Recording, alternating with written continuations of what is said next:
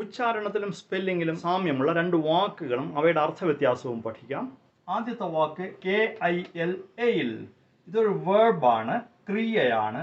അതിൻ്റെ അർത്ഥം trouble, അഫ്ലിക്റ്റ്, B ഇൽ. അതായത് ട്രബിൾ അല്ലെങ്കിൽ അഫ്ലിക്റ്റ് എന്ന് പറഞ്ഞാൽ വിഷമിപ്പിക്കുക, പിന്നെ ബി ഇൽ എന്ന് പറഞ്ഞാൽ അസുഖം ബാധിക്കുക.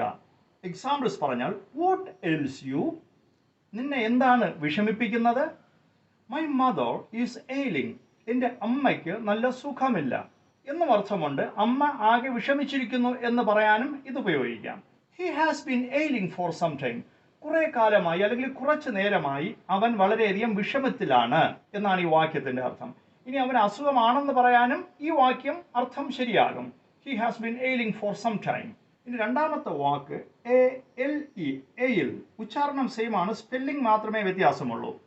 ആദ്യത്തെ എയിൽ AIL, രണ്ടാമത്തെ എയിൽ ALE, എയിൽ. ഇതൊരു നൗൺ ആണ്, നാമമാണ്, ഒരു മദ്യത്തിന്റെ പേരാണ് എയിൽ. എക്സാമ്പിൾ പറഞ്ഞാൽ the Europeans are fond of എയിൽ. യൂറോപ്യൻസിന് എയിൽ വളരെയധികം ഇഷ്ടമാണ്. ഫോണ്ട് ഓഫ് ഇഷ്ടമാണ്. യൂറോപ്യൻസിന് എയിൽ ഇഷ്ടമാണ്. എയിൽ എന്ന മദ്യം വളരെയധികം ഇഷ്ടമാണ്. ഇനി രണ്ടാമത്തെ വാക്യം ഇതൊരു പഴഞ്ചൊല്ല് പോലെയാണ്. എയിൽ വിൽ മേക്ക് എ കാറ്റ് സ്പീക്ക്. മദ്യം ഒരു പൂച്ചയെ പോലും സംസാരിപ്പിക്കും എന്ന് പറഞ്ഞാൽ ഇതിൻ്റെ അർത്ഥം മദ്യപിക്കുന്ന ആള് അയാളുടെ മനസ്സിലുള്ളതെല്ലാം തുറന്ന് പറയും, പരസ്യമായി പറയും എന്നാണ് ഈ പഴഞ്ചൊല്ലിൻ്റെ അർത്ഥം. എയിൽ വിൽ മേക്ക് എ കാറ്റ് സ്പീക്ക്. ഇവിടെ എയിലിൻ്റെ അർത്ഥം മദ്യം.